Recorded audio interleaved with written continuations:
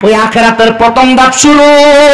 আল্লাহর নবী বলে উম্মত আজরাইল যখন কোন উম্মতের সামনে আসবে, যদি পাক্কা ঈমানদার হয় দেইখা বড় খুশি হয়ে যাবে, কিন্তু যদি বেঈমান হয় আজরাইল আসার আগে দুইটা ফেরেশতা আসবে। ওই দুইটা ফেরেশতার নীল নীল চক্ষুগুলা দেইখা বান্দার মওতের বিছানার মধ্যে, সাকরাতুল মওতের বিছানার মধ্যে ভয়ে প্রস্রাব পায়খানা করে দিবে।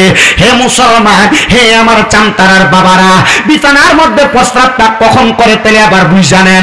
আজরাইলের আগে দুইটা ফেরেশতা আসে, ওই দুই ফেরেশতার ওই চেহারাটা দেইখা, চোখটা দেইখা বান্দা ভয়ে প্রস্রাব পায়খানা করে দেয়।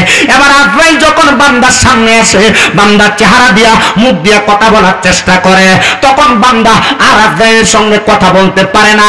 দুই চোয়ালের মাঝখানে জিহ্বা কামড় পরে মারা যায়। বান্দা চোখে ইশারা দিয়া বুঝাইতে চেষ্টা করে, তখন বান্দার চোখটা উল্টে যায়।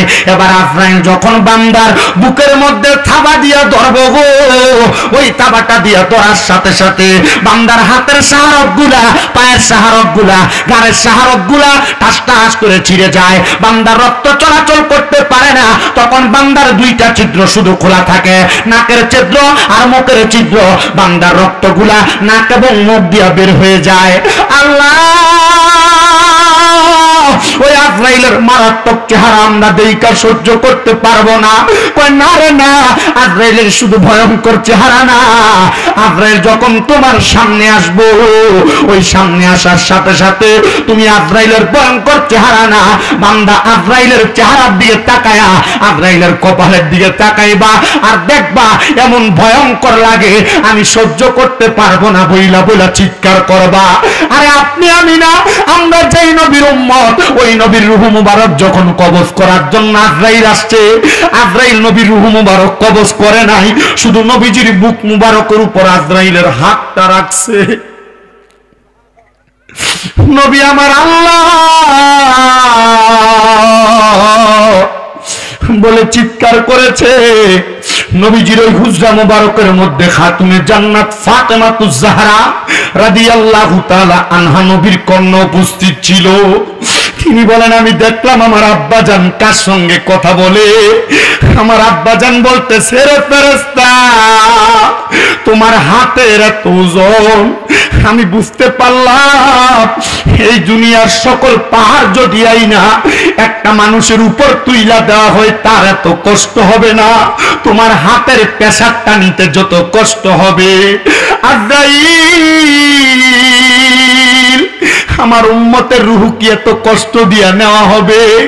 আজরাইল কয়, না রে না, উম্মত যদি ঈমানওয়ালা হয়, উম্মত যদি ঈমানের দৌলতে ধনী হয়, উম্মত এত কষ্ট দিয়া মারা হবে না। নবী গো, ও মায়ার নবী, ও দয়ার নবী, তাহলে কেমনে মারা হবে? আমার নবী কয়, মুমিন এমন ভাবে মারা যাবে মরণের খবর টের পাবে না। শুনেন আগে বেঈমানের কথাটাই বলি। বেঈমানের রূহটা কবজ করার পরে যেই দুইজন ফেরেশতা বেঈমানের সামনে আসবে, ওই দুইজন ফেরেশতা বেঈমানের রূহটা নেওয়ার পরে নাকের মধ্যে একটা কাপড় লাগাইবে, এইভাবে কাপড় লাগায়া বেঈমানের রূহটা উপরের দিকে নিয়ে যাবে।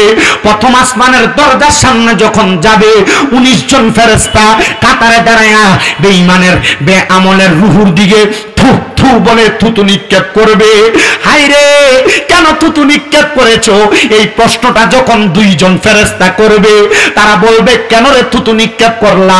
19 জন বলবে, নাকে কেন তোমরা কাপড় দিলা? তারা বলবে, বান্দা দুনিয়াতে গুনাহ করতে করতে, বেআমল থাকতে থাকতে বান্দার রূহটা দুর্গন্ধযুক্ত রূহ হয়ে গেছে, আমরা সহ্য করতে পারি নাই, এই জন্য আমরা নাকে কাপড় লাগাইছি। 19 জন ফেরেশতা বলবে, হায়রে, আমরা তো বান্দার এই শরীরটার মধ্য থেকে, বান্দার রূহুর মধ্য থেকে যেই দুর্গন্ধ আসছে, এই দুর্গন্ধ সহ্য করতে পারি নাই, বিদায় আমরা বান্দার দিকে থুতু নিক্ষেপ করতেছি।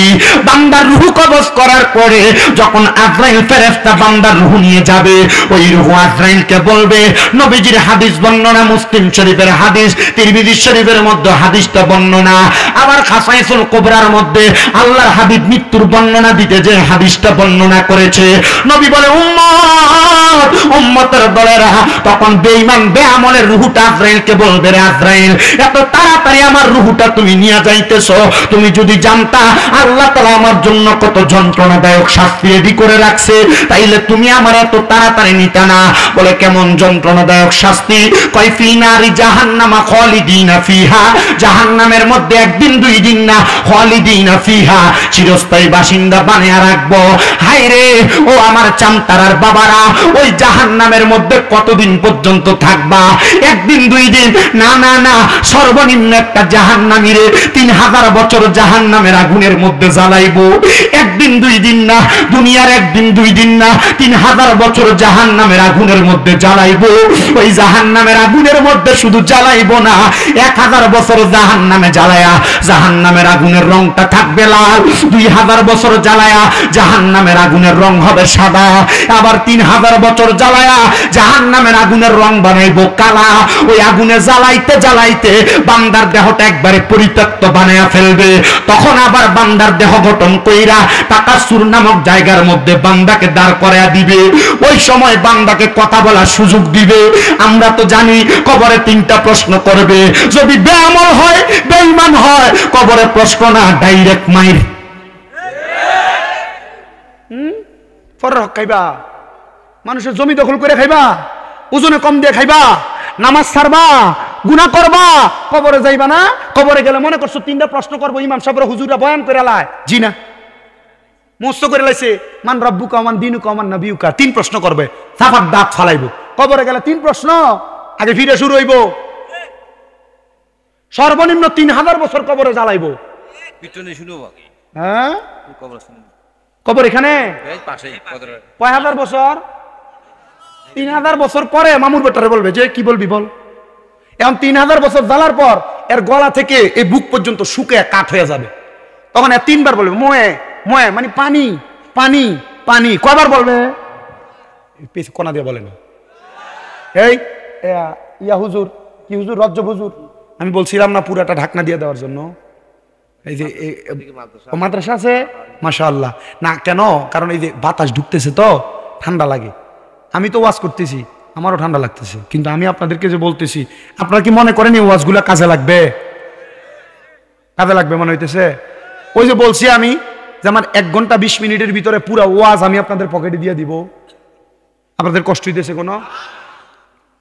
আছেন আপনারা ইনশাল্লাহ? এই মরণ রে ভয় করে যদি একজন আইসা আমার কাছে বলে যে হুজুর কবরস্থানের জন্য, মরার পর আমার বিল্ডিং তো আমার বাড়ি তো আমি বিল্ডিং বানাইছি, হুজুর আমার কবরের বাউন্ডারি হবে না, কবরস্থানের উন্নতি কল্পে হুজুর আমি 50 বস্তা সিমেন্ট দিয়ে দিব, এমন যদি কেউ একজন শুধু বলবে, তার জন্য মন ভরে দোয়া করবো ইনশাল্লাহ। এক মরণের ওয়াজ শোনার পর হাত তুলবেন, শুধু একটা তাকবীর দিয়ে দিব বড় করি, তার জন্য দোয়া যে করবো তার জন্য। কালেকশন শুরু করি নাই, শুধু এই ওয়াজের মাঝখানে বললাম আর কি, 50 বস্তা সিমেন্ট দিবে কবরস্থানের উন্নয়ন কল্পে। আপনি পারলে এখন দিবেন, না পারলে 2 মাস পর দিবেন, না পারলে 5 মাস পর দিবেন, না পারলে 1 বছর পর দিবেন। কি কোন আপনারা? একজন বাপের ছেলে, হুজুর আমার বাবাই কবরে, আমার মাই কবরে, আমার বাপ মা আমার লাখ লাখ টাকার জায়গা সম্পদ দিয়ে গেছে, এরা কবরে নিয়ে যায় নাই, আমি ওই বাপ মার জন্য দোয়া চাই, আমি 50 বস্তা সিমেন্ট দিব কবরস্থানের উন্নয়ন কল্পে। একজন শুধু বলবে, তার জন্য দোয়া করব। আর না হয় 20,000 টাকা দিবে, 20,000। কারণ আমার আগের হুজুর সুন্দর ওয়াজ করছে। হুজুর যখন আপনাদের কাছে দেখলাম যে আপনারা দিচ্ছেন 1000, 2000, 3000, চিন্তা করলাম 5000-এর একটা দাগ দেয় না রে, মানুষ কি বুকি। আল্লাহর নবী বলছেন সাখিও হাবিবুল্লাহ, দানকারী আল্লাহর বন্ধু। এই আমরা আল্লাহর বন্ধু হইতে চাই না? আপনি আপনার বন্ধু বানাইতেছেন বিড়ি করে, আপনি বন্ধু বানাইতেছেন সুসরটাকে। আপনি যদি দুনিয়াতে আল্লাহর বন্ধু হয়ে কবরে যাইতে পারেন, কবরে লাভ আছে না নাই? একজন 20,000 দিবে কবরস্থানের জন্য, আরেকজন আর 2 জন 10,000 করে দিবে, আর 10 জন 5,000 করে দিবে। তাদের কাছে শুধু চাইবো আগে ওয়াজ শেষ করব। রাজি আছেন? আগে ওয়াজটা শেষ করি, এরপরে দোয়া করে তারপরে যাবেন। মুসাফিরের দোয়া কবুল হয় না, আপনারা দোয়া করা ছাড়া চলে যাবেন? যদি আপনারা আমার ফালাই দিয়ে চলে যান, মনে করবো আপনারা রাগ করছেন, যাবেন আমার ফেলাই দিয়া? আর আপনাদের শরীরে রাগই নাই? হ্যাঁ, মারাত্মক শ্রোতা। আল্লাহ কবুল করুক, জোরে পড়ে না আমিন। তাহলে কবরবাসীরা কয় হাজার বছর? সর্বনিম্ন 3000 বছর পর তাকাসসুন নামক জায়গায় দাঁড় করায়া এবার বলবে কি বলবা বলো। এখন বান্দার কিছু বলবে না, বান্দা বলবে ফানি ফানি। সাহাবায়ে কেরাম কি বলবে? ময়ে ময়ে। আপনাদের ময়ে ময়ে মনে করছেন একবারে কি স্বাভাবিক লাগতেছে? এখন পানির জন্য চিৎকার করবে। এই হাদিস যখন আমার কুমিল্লা আলিয়া মাদ্রাসার মুহাদ্দিস হুজুর পড়াচ্ছেন, এই হাদিস পড়াইতেছেন আর হুজুর কাঁদতেছেন, পড়াইতেছেন আর কাঁদতেছেন। রাসূল বলছেন, এই হাদিস যখন রাসূল সাল্লাল্লাহু আলাইহি ওয়াসাল্লাম বলতেছেন, তখন মসজিদে নববীর ভিতরে আহলে সুফার একটা সদস্য ছিল না 70-72 জনের, এই আহলে সুফার সদস্যের 40 জন একসাথে বেহুশ হয়ে গেছে। ইয়া রাসূলুল্লাহ বলেন কি? মানুষ এমন হাহাকার করবে, নবীজি তাদেরকে কি পানি দেওয়া হবে? নবীজি বলছে দেওয়া হবে, কিন্তু দুনিয়ার পানির মতো পানি না। এটা একটু ফালাও, পানিটা ফেলে দিন। দুনিয়ার পানির মতো পানি না। ইয়া রাসূলুল্লাহ, ইয়া হাবিবাল্লাহ, নবী গো কেমন পানি দেওয়া হবে? নবী বলবে, অন্যান্য জাহান্নামীদেরকে আগুনের মধ্যে পুরায়া যেই রক্তপুঞ্জগুলা তৈরি হয়েছে, ওই রক্তপুঞ্জগুলা দিবে বান্দাকে খাওয়ার জন্য। কিন্তু দুনিয়ার গ্লাস তো কাঁচের গ্লাস, এমন কাঁচের গ্লাস না, স্টিলের গ্লাস না, মাটির গ্লাস না, প্লাস্টিকের গ্লাস না। আল্লাহ নবী বলে লোহার গরম উত্তপ্ত একটা গ্লাসের মধ্যে করে দিবে, আগুনের কয়লা যেমন লাল ওই গ্লাসটা এমন লাল হবে, এটার মধ্যে করে অন্য জাহান্নামীদের রক্তপুঞ্জ দিবে। উলামায়ে কেরামকে জিজ্ঞাসা করেন, এই রক্তপুঞ্জের নাম হাদিস শরীফে কয় তিনাতুল খাবাল। এই তিনাতুল খাবাল দিবে, নে জাহান্নামী খা। জাহান্নামী তখন জাহান্নামীর মুখের সামনে নিবে, বান্দা খাইবে। বলে হ্যাঁ, বান্দা যখন মুখে দিবে, বান্দার জিহ্বা, বান্দার পেটের নাড়িভুড়ি পায়খানার রাস্তা দিয়ে বের হবে, আর বান্দা জাহান্নামের আগুনের মধ্যে পড়ে যাবে। বান্দা তখন সেখানে চিৎকার করবে, মুক্তি নাই, মুক্তি নাই, মুক্তি নাই, উপায় নাই। ওই কবরের মধ্যে বড় ভয়ঙ্কর অবস্থা। সাহাবায়ে কেরাম কান্দে, ও মায়ার নবী, ও গো দয়ার নবী, রাহমাতুল লিল আলামিন নবীজি, আপনার কাছে জানতে চাই, তাহলে ওই কবরের মধ্যে ঈমানদাররা কেমন ভাবে রাখা হবে? নবী আমার কয় বড় সুখবর, সুখবর, ঈমানদারের জন্য সুখবর। নবী গো কেমন সুখবর? নবী আমার বলে উম্মত, ঈমানদার যখন মারা যাবে, ঈমানদারের কাছে দুইটা ফেরেশতা আসবে, কিন্তু ভয়ঙ্কর রূপ নিয়ে না। ঈমানদারের কাছে আসবে মায়ার রূপ নিয়ে। ঈমানদারের কাছে যখন আসবে, একজন ফেরেশতার হাতের মধ্যে মেশক আম্বরের আতর থাকবে, আরেকজনের হাতের মধ্যে জান্নাতি একটা আপেল থাকবে। মেশক আম্বরের আতর নিয়ে ফেরেশতাটা নাকের আগার মধ্যে এসে বসবে। কোথায় বলে না? নাকের আগার মধ্যে বসবে ঈমানদারের। আরেকজন আইসা বান্দার মাথার কাছে বসবে। এবার আজরাইল আসবে বান্দার রূহ কবজ করার জন্য। কিন্তু বাবা, দুনিয়ার সবার রূহ কবজ করা সোজা, কিন্তু ঈমানদারের রূহটা কবজ করার সময় আজরাইল 8 জন ফেরেশতা 4 বার বাধা দিবে। কয়জন? আচ্ছা আপনি চিন্তা করেন তো, আপনি কেমন ঈমানদার হওয়া দরকার? আমি আপনারে বলবো না যে আপনি কেমন ঈমানদার। বাড়িতে যখন যাবেন, আপনার ডান হাতটা ডান গালের সাথে লাগায়া পাটারে মিমের মতো বাঁকা কইরা আপনি চিন্তা করবেন, আমি ঈমানদার। আরে আমি তো আমার বউরে তার মা বাপ তুইলা গালি দেই। আমি ঈমানদার, আমি ওজনে কম দেই। আমি ঈমানদার, আমি দৈনিক 100-500 মিছা কথা কই। আমি ঈমান বলে না, আমি ঈমানদার, আমি আমার মাকে বাদ দেই না। আমি ঈমানদার, আমি আমার বাপ মারে ধমক দেই, গালি দেই, বুড়া বুড়ি বলি। তখন আপনার হিসাব মিলা যাবে। তখন আপনার হিসাব কি হবে? মিলা যাবে। তখন আপনি আপনার হিসাব পাওয়া যাবেন যে আপনি যে কেমন ঈমানদার। মারা যাওয়ার সময় আজরাইল আপনার রুহু নেওয়ার সময় ফেরেশতা বাধা দিবে কিনা। তাহলে ঈমানদারের রুহু নেওয়ার সময় আজরাইল বাধা প্রাপ্ত হবে কয়বার? কয় ফেরেশতার মাধ্যমে? তিরমিজি শরীফের হাদিস। গভীর মনোযোগ দেন বাবারাম। ঈমানদার বান্দার কাছে আইসা যখন ঈমানদার বান্দার বুকের মধ্যে হাত দিবে, ঈমানদার বান্দার বুকের মধ্য থেকে 2 জন ফেরেশতা বাধা দিয়া বলবে, আজরাইল, ঈমানদার বান্দার বুক দিয়ে রূহ কবজ করা যাবে না। বলে কেন? বলে ইমানদার বান্দার বুকের মধ্যে আল্লাহ নবীর ভালোবাসা আছে, এজন্য ইমানদার বান্দার রূহ বুক দিয়া বাহির করা যাবে না। বিওয়াজিকান নূর টার্গেট করবে বান্দার চেহারার দিকে, বান্দার কপালের মধ্যে হাত দিবে রূহ কবজ করার জন্য। কপাল থেকে দুইটা ফেরেশতা বাধা দিয়া বলবে, রে আজরাইল কপাল দিয়া রূহ বাহির করা যাবে না। বলে কেন? বলে বান্দা 5 ওয়াক্ত নামাজে আমার আল্লাহকে সিজদা দিয়ে সুবহান রাব্বিয়াল আলা বলে আল্লাহ তাআলার প্রশংসা করেছে, এই জন্য। এবার বান্দার ডান দিক দিয়ে হামলা দিবে, ডান দিক থেকে ফেরেশতারা জবাব দিবে, আজরাইল ডান দিক দিয়ে রূহ কবজ করা যাবে না। বলে কারণ কি? বলে বান্দার ডান দিক দিয়ে আছে পিতামাতার খেদমত, বাম দিক দিয়ে রূহ কবজ করার জন্য হাত দিবে, বাম দিক থেকে বাধা দিবে, বাম দিক দিয়ে রূহ কবজ করা যাবে না। বলে কেন কেন কেন? বলে বান্দার বাম দিকে আছে দান এবং সাদাকা। আজরাইল আমার আল্লাহর কাছে ফিরে যাবে, আল্লাহ বান্দার রূহ তো কবজ করা যায় না। এবার আমার আল্লাহ বলবে, আজরাইল তুমি কি জানো না ইমানদার বান্দা মৃত্যুবরণ করার সময় ইমানের সাথে মারা যাবে। ইমানদার তো ঘুমায়, ইমানদার এখন কেমনে কালেমা পড়বে? কালেমা না পড়ে তো মুমিন মারা যাবে না। আপনি কি একবার দোয়া করেন না আল্লাহ যেন আপনার মরণের সময় জবানে কালেমা নসিব করে? কত মানুষ তো বোবার মতো হয়ে মারা যায়, জবান বন্ধ হয়ে মারা যায়, তওবা পড়াইতে হুজুর নিয়ে যায়, কিন্তু তওবা মুখে দিয়ে আসে না। আছে না? ইমানদার কালিমা পড়ে মারা যাবে, শুধু কালিমা পড়ে মারা যাবে না রে আমার চামতারার বাবারা। ওই ইমানদারের সামনে ফেরেশতা এসে দাঁড়িয়ে থাকবে আজরাইল, আর ওই দুইজন ফেরেশতা একজন মেশক আম্বরের আতরটা ইমানদারের সামনে লাগাইয়া দিবে। সুগ্রাণ পাইয়া ইমানদার সুগ্রাণ পায়ে ভাবে চক্ষুটা খুলবে, জান্নাতে আপেলটা ইমানদারের সামনে ধরা হবে, আর ইমানদার বান্দা মুখ লাগে পড়বে লা ইলাহা ইল্লাল্লাহ মুহাম্মাদুর রাসূলুল্লাহ সাল্লাল্লাহু আলাইহি ওয়াসাল্লাম। ইমানদার যখন কালেমাটা পড়বে তখন আজরাইল বাতাসের সাথে ইমানদারের রূহটা কবজ করবে। একটা ছোট্ট বাচ্চা কান্না করলে তার তার মাথার মধ্যে হাতটা বুলে দিলে ছোট্ট বাচ্চাটা যেমন আরামে ঘুমিয়ে যায়, ইমানদার এমন আরামে ঘুমিয়ে যাবে, ইমানদার বান্দা টের পাবে না। হাইরে চামতারার বাবারা, যুবক বাবারা, মুরব্বী বাবারা, পর্দার অন্তরালের মা বোনেরা, আল্লাহর কাছে নামাজ পড়ে দোয়া করবা আল্লাহ যেন তোমার আমার এমন মরণটা দান করে। হাইরে ইমানদার যখন মারা যাবে, ইমানদারের রূহটা যখন ফেরেশতা নিয়ে যাবে, নাকের মধ্যে আর কাপড় দিবে না, কারণ মুমিনের রূহ।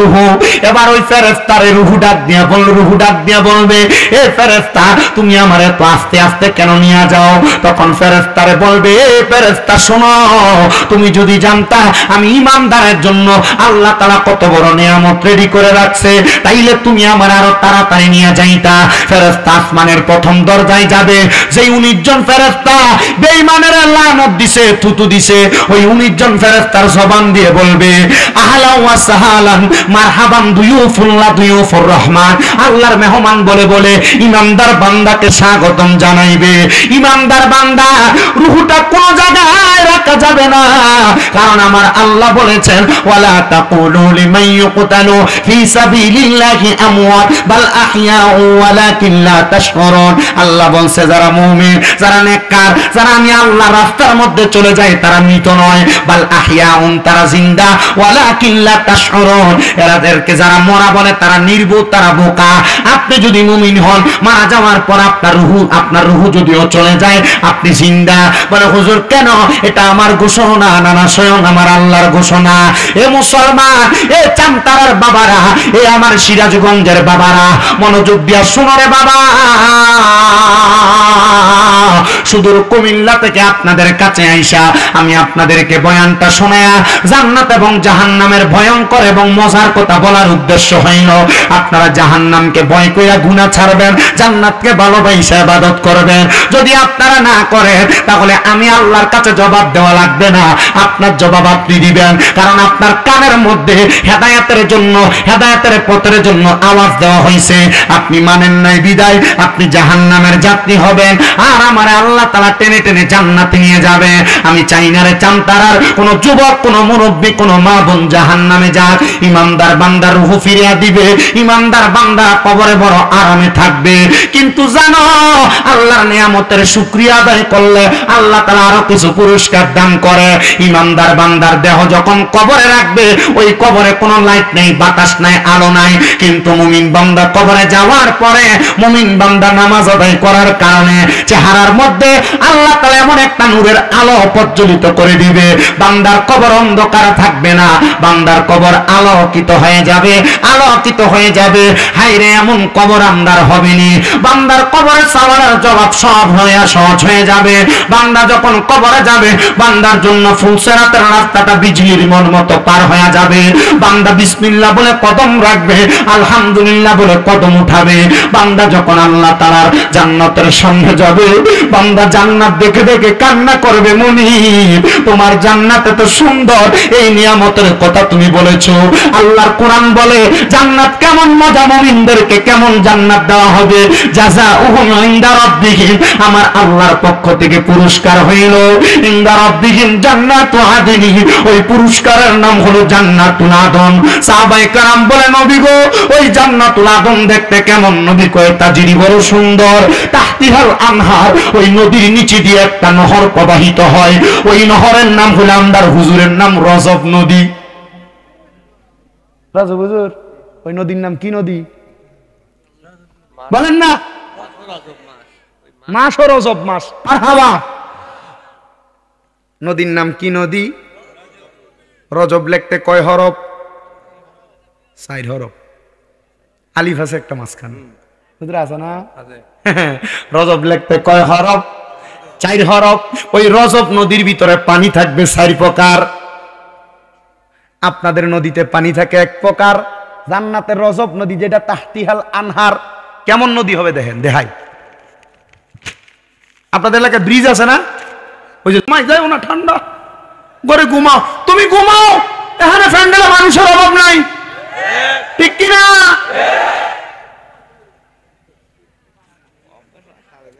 আল্লাহ কবুল করো। আপনারাও ঘুমাবেন, দিতেছি ছুটি। আসি আরো কতক্ষণ আসি, এত তাড়াতাড়ি যাবো না তো। আল্লাহ আসলে আপনি চিন্তা করছেন, আমি কিন্তু এত দূর কষ্ট করে জার্নি করে আইসা আমি কিন্তু একটু লম্বা শুইও নাই। শুইছি হ্যাঁ, ওই এই হুজুর দেখছে এক জায়গায় শুইছি। আমাদের এই হুজুর দেখছে যে আপনাদের মাহফিলে যিনি সম্মানিত পরিচালক মাওলানা শিকদার আলী সাহেব, না সরি সিকান্দার আলী সাহেব, উনি দেখছেন ওই নৌকার ভিতরে যখন উঠছি, নৌকার লোক যেখানে ঘুমায়, আমি হয় না একটু লম্বা হয়েছি। আল্লাহ, এই লম্বা হওয়াতে এখন কথা বলতে পারতেছি। আমার যে ভাই আমার হুন্ডাত করে আনছে, আমি চিন্তা, আমি ওনার নাইমে ওনার হাতটা ধরে দেখলাম, ফ্রিজের ভিতরে রাখলে আরো একটু কম ঠান্ডা হইতো। আছেন আপনারা ইনশাল্লাহ? তাহলে একবার ডান হাত তুলে পড়েন আল্লাহু আকবার। পেছন দিয়ে সেমরা পোলাপান আছে, এরা কিছু বলে না, আল্লাহু আকবার বলো তো। ডান হাত 2 হাত তুলে পড়ো তো ইয়া রাসূলুল্লাহ, উচ্চ কণ্ঠে বলে ইয়া ওলি আল্লাহ। আল্লাহ সবাইকে কবুল করেন, মারহাবা। তাহলে ওই নদীতে কয় রঙের পানি? 1 নাম্বার কাউসারের পানি, 2 নাম্বার সারাবান তহুরা, 3 নাম্বার জান্নাতি লাবান মানে দুধ, আর 4 নাম্বার জান্নাতের মধু। এই 4 প্রকারের পানি আল্লাহ 4 ব্যক্তিকে খাওয়াবে। এই 4 প্রকার বইলা ওয়াশ শেষ। আল্লাহ কবুল করেন, জোরে পড়েন আমিন। গভীর মনোযোগ দেন। সাহাবায়ে কেরাম প্রশ্ন করি, ইয়া রাসূলুল্লাহ, 1 প্রকারের পানি কাউসারের, তারা কারা? যে কাউসারের পানি খাবে, যেই পানি খাইলে কোনোদিন পানির পিপাসা লাগবে না। নবী আমার বলে উম্মত, ওই পানি তারা পান করবে যারা আল্লাহ এবং রাসূলকে ভালোবাসা আল্লাহ তাআলার সুদা পান করছে, মানে নামাজ আদায় করেছে, আল্লাহ তাআলার দেখানো পথ এবং মতে চলছে, তারাই কাউসারের পানি পান করবে। 2 নাম্বার সারাবান তাহুরা, পবিত্র পানি তারা পান করবে। নবী গো কারা? বলে যারা কোনোদিন নেশা করে নাই। আপনারা বলেন চামতারা এলাকায় নেশাখোর ঘরে ডেকসি পর্যন্ত বিচ্ছালায় নেশা করবার লাগা। নিজের ছাগল গরু বন্ধক দিয়ে দেয় ছোট্টার ঘরে ছোট্টা। বললা হ্যাঁ ও বোন নাকের টাকা বিক্রি করে, আছে না নাই? হ্যাঁ, তোমরা যারা পোলাপান আছো, যুবক ভাই মুরব্বী বাবা, যেগুলো সিগারেট খায় এগুলোর সাথেও চলবা না। আমি সিগারেট খাইতে খাইতে একদিন তোমার গাঞ্জা খাওয়াইবো। কথা বলেন না ঠিক কিনা? আমি সিগারেট খানা যারা খায় কয়েকটার জিজ্ঞেসি তুই সিগারেট খাস কেন, তোর কে শিখেছে বাত খানা, মানে বরবাদ খানা। আমার এক বন্ধু একদিন কইছিল একটা টান দিয়ে দেখ কি হইব, একটা টান দিয়ে আমার মার্ডার করছে রে তেরে। কথা বলেন ঠিক কিনা? আর এত খায় কি যে মজা করে ভাত খায়, তো মজা করে ভাত খায় না। এক সিগারেট খাওয়ার লোক, আমি কইলাম আপনি এই জিনিস খান কেমন লাগে আপনার কাছে? এক কয় সেই স্বাদ না শুধু। আমি বললাম কেমন লাগে আপনার কাছে? হুজুর অত ভালো লাগে হুজুর, তবে এতটুকু বলতে পারি হুজুর, দুইটা কবুতর খাইলে এত শক্তি হয় না, একটা সিগারেট খাইলে তত শক্তি হয়। তোর ব্রেন আল্লাহ তাআলা কত বরবাদ বানাইছে রে, ল্যাট্রিনে বসে বসে খা। এই আমি একটা ফতোয়া দিয়া যাই, সিগারেট খাওয়া জায়েজ, সিগারেট খাওয়া, বিড়ি খাওয়া, যদি এটা আগুন দিয়ে ধরে না খায়া এটা পানির ভিতরে দিয়া গুইলা তারপরে খাইতে পারে জায়েজ, তাহলে খাও। বাথরুমে সিগারেট খাও, এ ব্যক্তির বইয়া তো এক লোক মা ভাত খাইতে পারবা সিগারেট বাথরুমে বইয়া। আমি চিন্তা করি আর রুচি কত খারাপ, কুত্তা চাইতে খারাপ। কুত্তা তো গু যখন খায়, গু সে গুয়ে যখন মুখ দেয় আগের সঙ্গে কথা বলে না, বাথরুমে নিচে দিয়া সারা ওষুধ দিয়ে ঢুকা, কথা বলে না, ছেলে নাই। নবীজি বলছেন যদি দুনিয়াতে জাহান্নামী ব্যক্তি চিনতে চাও তাদের দিকে তাকাও যাদের মুখের ভিতর আগুন।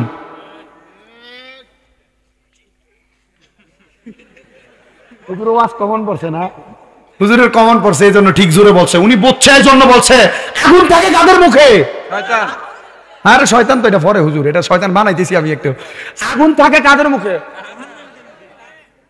তুমি সিগারেট খাইবা, খাও খাও বেশি করে, জাহান্নামে যেতে চাও খাইতে তো খাও। কি মজা লাগে জাহান্নাম। আপনি তো একবার পেছে বাড়াচ্ছেন হুজুরদেরকে, এগুলা ওয়াজের বিষয় মুফতি সাহেবদেরকে দিবেন। আমি মুফতি হই নাই তো এখনো, ফতুয়া বড় ফতুয়া দেওয়া আমার জন্য নিষেধ আছে, বড় ফতুয়া দিব না।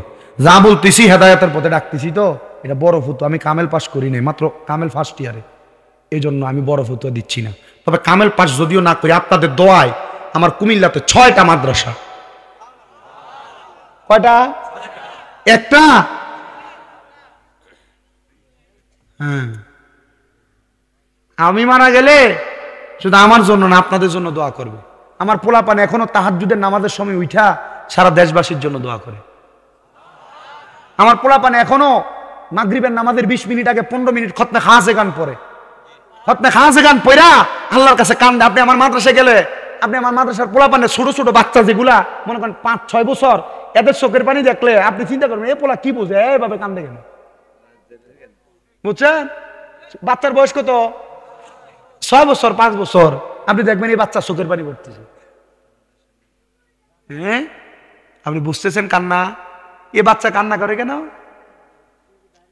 আমি আমার পোলা পান্ডে কইছি যখন তোমার চোখের পানি আইব তখন হুজুরের নামটা একবার কইবা। আপনাদের এখানে আসছি না, গতকালকে বাড়ি থেকে বের হওয়ার সময় আমার মাদ্রাসার বাচ্চাদেরকে আপেল কিনছে 8 কেজি, কমলা কিনছে 8 কেজি। পোলাপানের মা বাপ টাকা পয়সা দেয়, এটা নিজের পকেটের টাকা দিয়ে কিনছে। জুমার নামাজ ছিল না, এই পেছনে না বসাই দেখেন আওয়াজ করবো, আমি এনে বয়ে থাকবো আওয়াজ করবো। কি করেন আপনারা? এখনো কথা কয় ধরে লিয়ার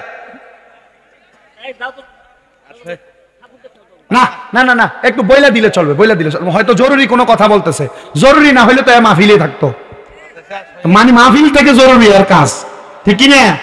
আচ্ছা, আল্লাহ আমাদেরকে বোঝার তৌফিক দান করুক, আমিন পড়েন। তো মাদ্রাসার ছাত্রদেরকে আপেল আর কমলা দিলাম, আমি কইলাম 16 কেজি না, আমি কইলাম তোরা মা বাপ আমার এই কেন এটা এগুলার টাকা দেয় নাই, এগুলা আমার জন্য দোয়া করবি আর মানুষের জন্য দোয়া করবি, করবি না?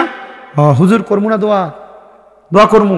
আমি বলছি ঠিক আছে, তোমরা শুধু দোয়া করবা, হুজুরে তো বাইরে বাইরে থাকি, আপনারা চিন্তা করেন এত কষ্ট করে আসছে আবার যাবো, আমাদের রাস্তায় রাস্তায় জীবন শেষ, ঠিক না?